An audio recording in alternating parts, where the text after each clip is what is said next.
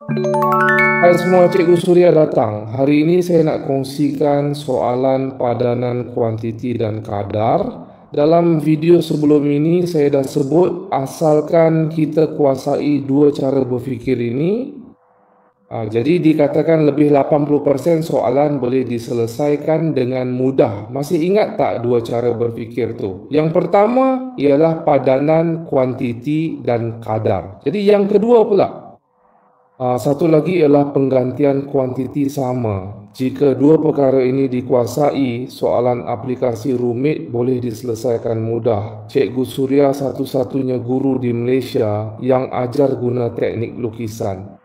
Teknik ini adalah versi naik taraf CPA, malah lebih hebat. Inilah kaedah pengajaran.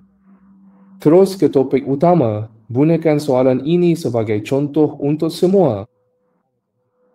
Okey, mari kita analisa soalan dahulu.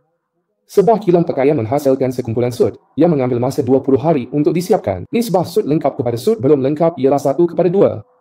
Jika 600 sut lagi dihasilkan dan bilangan sut yang lengkap adalah 1/3 kurang daripada bilangan sut yang belum lengkap, berapa banyak sut yang akan ada?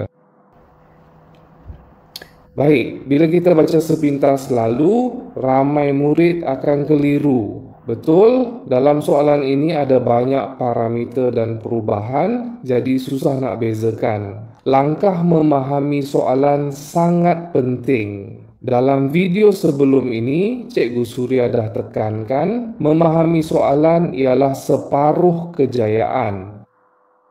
Baiklah, mari kita lihat. Ia kata pengeluaran ambil masa 20 hari, tapi sebenarnya 20 hari ini hanya gangguan 10 hari pertama, tidak penting dan boleh diabaikan. Penting perhubungan unit siap dan belum siap. Nisbah unit siap kepada tidak lengkap 1:2, bermakna set yang telah disiapkan. Bandingkan bilangan set yang belum selesai.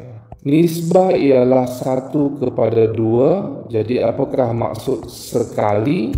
Dengan kata lain, berapakah jumlah bilangan set? Bagaimana dengan jumlah set? Ia ialah bilangan set lengkap dan tidak lengkap. Dari nisbah 1:2, set lengkap 1 bahagian, set tidak lengkap 2 bahagian. Jumlahnya 3 bahagian. Ini adalah yang disiapkan. 1 set yang tidak lengkap. Berapa set? 2 set. Itu menjelaskannya. Kata kita bila menghasilkan 600 set. Jika kita menghasilkan 600 set, jika 600 set dihasilkan, itu set siap. Betul ke? 600 set ini ialah bilangan set yang telah anda selesaikan. Okey, apa yang berlaku selepas menghasilkan 600 set? Bilangan set siap adalah 1/3 kurang daripada bilangan set selesai. Jadi bagaimana dengan ini? Kita boleh bandingkan.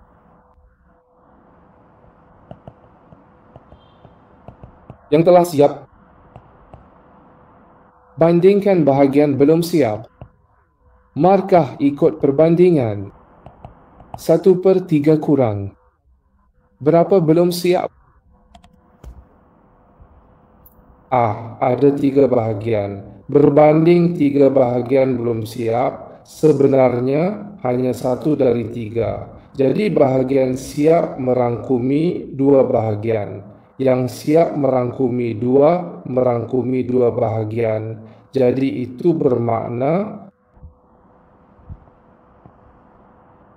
tambah 600 set. Berapa jumlah set baharu? Itu 5 bahagian.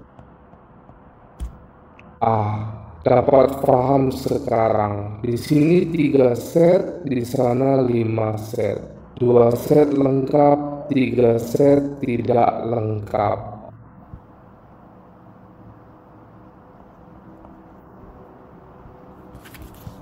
Okey, itu jelas. Apa seterusnya? Padankan kuantiti dengan kadar untuk kira jumlah sud dalam kumpulan ini. Untuk menilai kuantiti, apa perlu dibuat? Iaitu senaraikan hubungan kesamaan invarian, kemudian hubungan kesamaan pemboleh ubah. Dengan ini, kita boleh kira korespondensi antara kuantiti.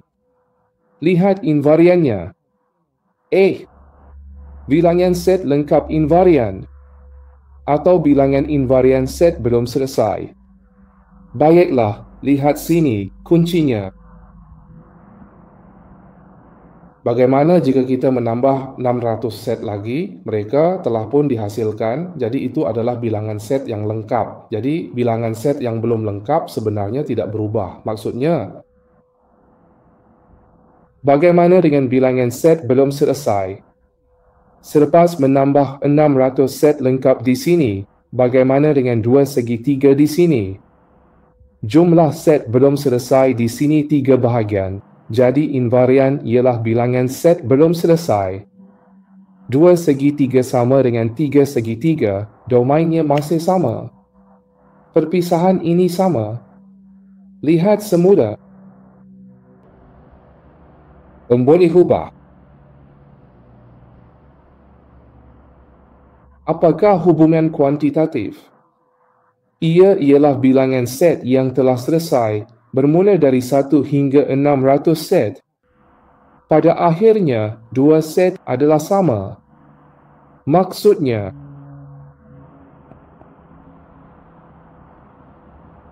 tambah 600 set.